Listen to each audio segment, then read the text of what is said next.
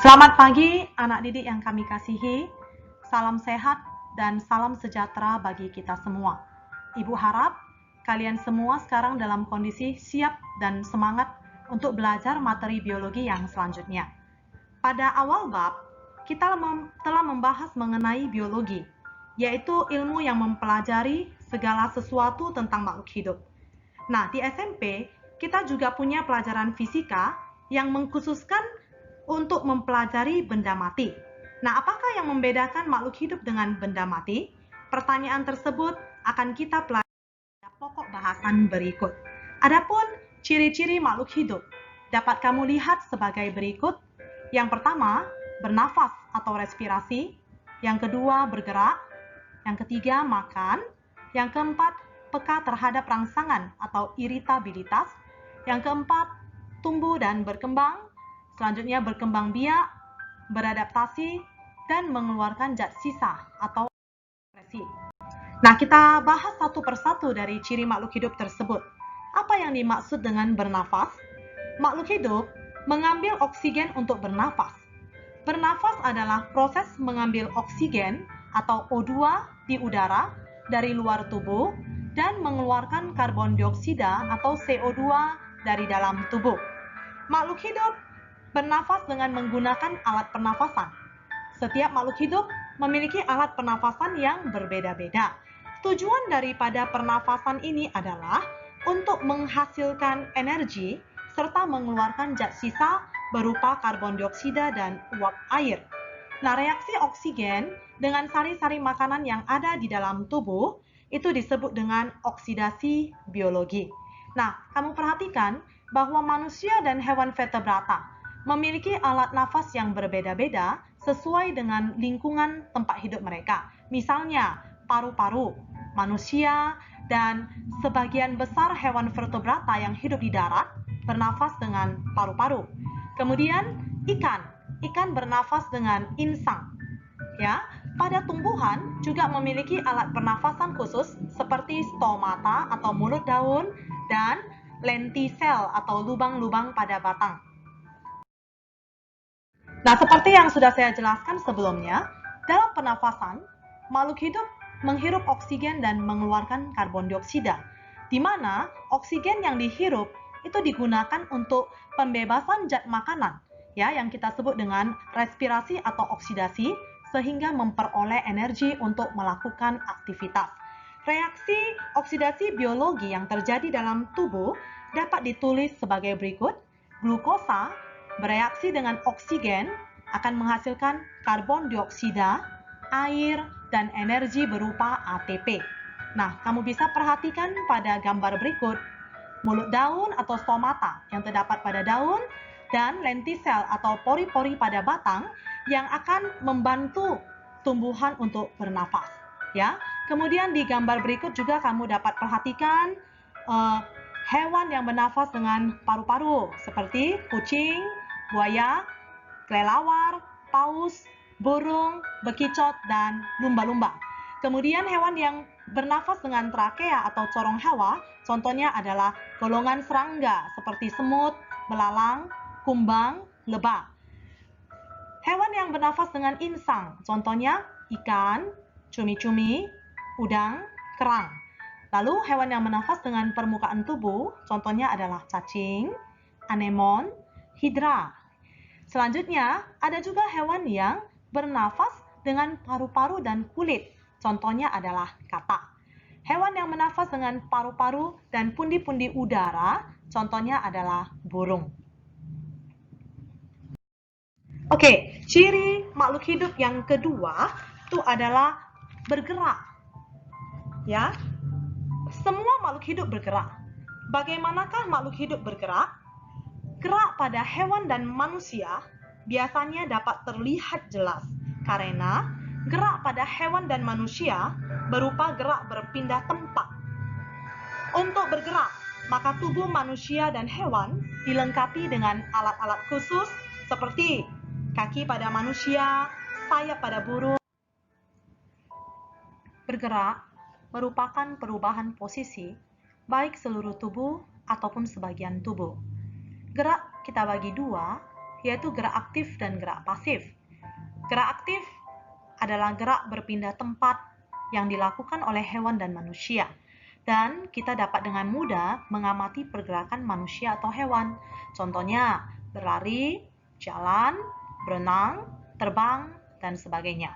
Nah, sedangkan pada tumbuhan, itu kita kenal dengan adanya gerak pasif, ya, yaitu gerak yang tidak menunjukkan adanya perubahan tempat yang permanen, ya. Contohnya adalah gerak akar menuju sumber air, gerak ujung batang menuju cahaya matahari, daun putri malu yang mengatup saat kita sentuh, dan sebagainya.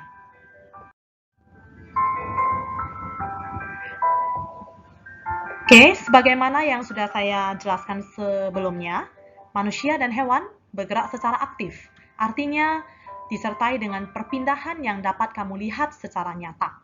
Hewan memiliki alat gerak yang beraneka ragam, seperti kaki, kemudian sirip pada ikan, sayap pada burung, kaki semu atau pseudopodia pada amoeba proteus, bulu cambuk atau flagel pada Euglena viridis, bulu getar atau silia pada para.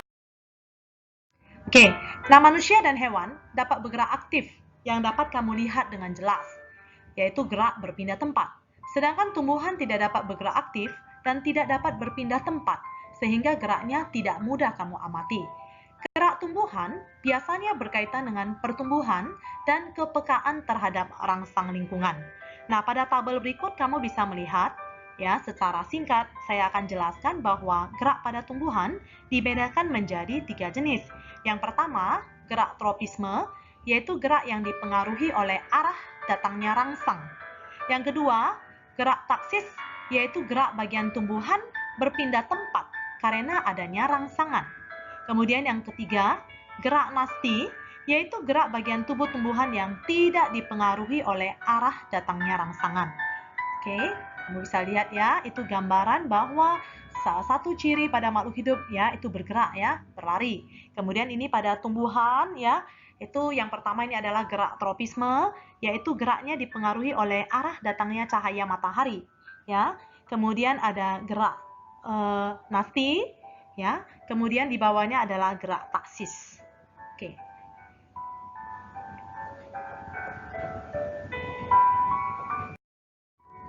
Ciri makhluk hidup yang ketiga, yaitu semua makhluk hidup memerlukan makanan.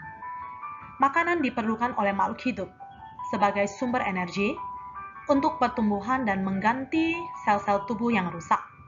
Makanan yang dimakan haruslah mengandung zat-zat makanan yang dibutuhkan oleh tubuhmu, ya, minimal mengandung karbohidrat, protein, lemak, vitamin, dan mineral. Karbohidrat dibutuhkan tubuhmu untuk menghasilkan energi atau tenaga. Lemak berfungsi sebagai cadangan makanan. Protein berfungsi sebagai zat pembangun dan pendorong metabolisme pada tubuh manusia. Sedangkan vitamin dibutuhkan oleh semua organ dan struktur tubuh untuk menjalani fungsinya masing-masing. Nah, pada gambar berikut, kamu lihat apa saja sumber makanan yang mengandung karbohidrat. Ya, ada roti, ya, kamu bisa lihat di situ ada nasi, ya, ada jagung, ya. Kemudian selanjutnya makanan yang mengandung lemak, ya, itu bisa lemak nabati yang berasal dari tumbuhan maupun lemak hewani yang berasal dari hewan. Yang selanjutnya makanan yang mengandung protein, protein juga ada yang berasal dari hewan, kita sebut dengan protein hewani, dan yang berasal dari tumbuhan kita sebut dengan protein nabati. Selanjutnya, makanan yang mengandung vitamin umumnya didominasi oleh sayur-sayuran dan buah-buahan. Dan selanjutnya, makanan yang mengandung mineral itu juga umumnya disusun oleh buah-buahan dan sayur-sayuran. Nah, berdasarkan kemampuannya untuk menghasilkan makanan, makhluk hidup kita bagi 2 jenis. Yang pertama, makhluk hidup autotrof, yaitu makhluk hidup yang dapat membuat makanannya sendiri melalui proses fotosintesis. Contohnya adalah tumbuhan berhijau daun ya. Kenapa dia bisa? Karena dia memiliki klorofil ya yang akan membantu menangkap energi cahaya matahari. Selanjutnya, makhluk hidup heterotrof, yaitu makhluk hidup yang tidak dapat membuat makanannya sendiri. Dengan kata lain, mereka mendapatkan makanan dari makhluk hidup lain. Contohnya adalah manusia dan hewan. Nah, kita lihat sekilas tentang fotosintesis. Fotosintesis itu adalah proses pembuatan makanan oleh tumbuhan. Dan zat makanan yang dihasilkan berupa karbohidrat ya, glukosa atau zat gula. Fotosintesis memiliki reaksi berupa karbon dioksida ditambah air dengan bantuan cahaya matahari yang ditangkap oleh klorofil akan menghasilkan karbohidrat dan oksigen. Oke. Ciri makhluk hidup yang selanjutnya adalah peka terhadap rangsangan atau yang kita sebut dengan iritabilitas. Nah, setiap makhluk hidup memiliki kemampuan untuk bereaksi atau peka terhadap rangsangan atau perubahan yang ada di sekitarnya. Ya, contohnya ketika kamu berada di daerah pegunungan, kamu akan merasa kedinginan. Ketika ada jarum atau benda tajam menyentuh kulit tanganmu, maka secara cepat tanganmu akan menghindar. Hal ini membuktikan bahwa tubuhmu peka terhadap rangsangan. Manusia dan hewan memiliki alat indera untuk menerima rangsangan dari luar. Contohnya, mata peka terhadap rangsang cahaya, telinga peka terhadap getaran suara, lidah peka terhadap rasa zat-zat tertentu, kemudian kulit peka terhadap sentuhan, hidung peka terhadap bau. Nah, bagaimana dengan tumbuhan? Tumbuhan memang tidak memiliki alat indera, tetapi tumbuhan dapat bereaksi terhadap rangsangan. Alasannya, karena tumbuhan memiliki plasmodesmata, yaitu suatu saluran terbuka pada dinding sel tumbuhan yang mengandung benang sitosol yang mampu memberikan informasi kepada membran sel di sebelahnya. Oke, ciri makhluk hidup yang selanjutnya kamu perhatikan itu adalah tumbuh. Ya, yang dimaksud dengan bertumbuh adalah bertambahnya ukuran dan jumlah sel. Pertumbuhan itu bersifat kuantitatif, artinya dapat dihitung dan dinyatakan dalam angka, serta irreversible, yang artinya tidak dapat kembali ke bentuk semula. Nah, perhatikan, berikut adalah gambar pertumbuhan manusia, mulai dari bayi, balita, anak, remaja, dewasa, dan bertumbuh menjadi manula atau usia lanjut.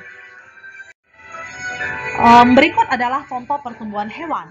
Ya, ini adalah contoh saya ambil pada kucing. Bayi kucing bertumbuh menjadi kucing muda, selanjutnya menjadi kucing dewasa.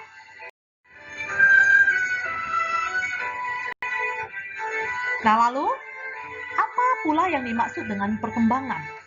Perkembangan adalah proses menuju kedewasaan yang tidak dapat diukur dan terjadi karena penyempurnaan organ-organ reproduksi. Nah, proses bertumbuh dan berkembang adalah dua proses yang berjalan sejajar dan beriringan. Ya, sejajar dan beriringan. Oke. Ciri makhluk hidup yang berikutnya adalah berkembang biak. Berkembang biak atau reproduksi adalah kemampuan makhluk hidup untuk menghasilkan keturunannya. Nah, tujuannya apa? Tujuannya adalah untuk melestarikan jenisnya supaya tidak punah.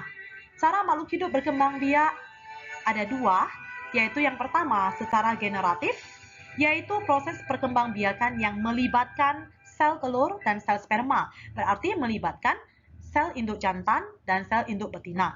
Sedangkan yang kedua, perkembangbiakan dengan cara vegetatif, yaitu proses perkembangbiakan yang tidak melibatkan sel telur dan sel sperma, melainkan hanya dengan sel tubuh. Hewan ada yang berkembang biak dengan bertelur dan melahirkan, bertunas, fragmentasi atau membelah diri. Pada tumbuhan, ada yang berkembang biak dengan cara perkembangbiakan alami, misalnya biji, membelah diri, menghasilkan spora, tunas, umbi, geragi, akar tinggal, dan sebagainya. Dan ada juga yang berkembang biak secara buatan dengan cangkok, runduk, stek, dan kultur jaringan.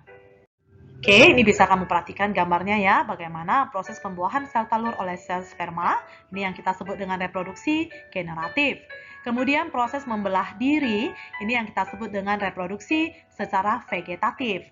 Stek batang ini reproduksi vegetatif pada tumbuhan secara buatan, kemudian stek daun juga reproduksi vegetatif pada tumbuhan secara buatan. Ciri yang selanjutnya, yaitu makhluk hidup memiliki ciri untuk beradaptasi. Setiap makhluk hidup memiliki kemampuan untuk beradaptasi, yaitu menyesuaikan diri dengan lingkungannya untuk dapat mempertahankan dirinya. Secara umum, ada 3 jenis adaptasi. Yang pertama, adaptasi morfologi, yaitu penyesuaian diri terhadap alat-alat tubuhnya. Contohnya, elang mempunyai kuku yang tajam untuk menerkam mangsa. Bunga teratai, karena dia hidup di tempat yang kaya akan air, maka dia mempunyai daun yang lebar untuk mempercepat penguapan. Yang kedua, adaptasi fisiologi, yaitu penyesuaian diri terhadap lingkungan dengan fungsi alat-alat tubuhnya. Contohnya, pada saat berada di pegunungan, manusia akan menambah sel darah merahnya. Yang ketiga, adaptasi tingkah laku, yaitu penyesuaian diri terhadap lingkungan dengan tingkah lakunya. Contohnya, bunglon mengubah warna tubuhnya.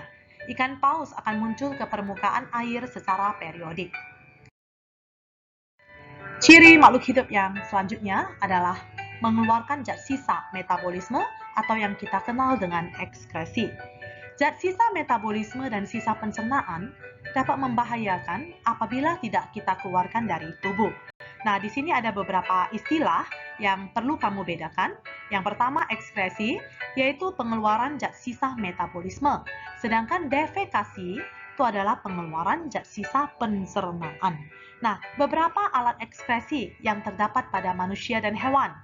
Contohnya adalah paru-paru, ginjal, hati, dan kulit. Sedangkan alat ekskresi yang terdapat pada tumbuhan, itu contohnya adalah stomata dan lentisel.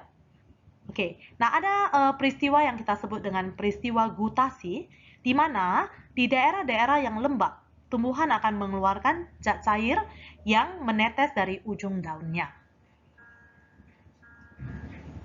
Oke, kamu bisa lihat gambar alat-alat ekskresi ya yang terdapat pada slide ini. Oke, baik, kita sampai pada kesimpulan bahwa semua benda yang dapat bernafas, bergerak dengan kemampuannya sendiri, memerlukan makanan, peka terhadap rangsangan, tumbuh dan berkembang biak, beradaptasi, dan mengeluarkan zat sisa, merupakan makhluk hidup. Oke, baik, terima kasih untuk perhatian kamu. Salam sehat buat kita semua. Jika ada pertanyaan yang mau kamu ajukan, silakan diajukan di GC ataupun di WA. Sampai jumpa.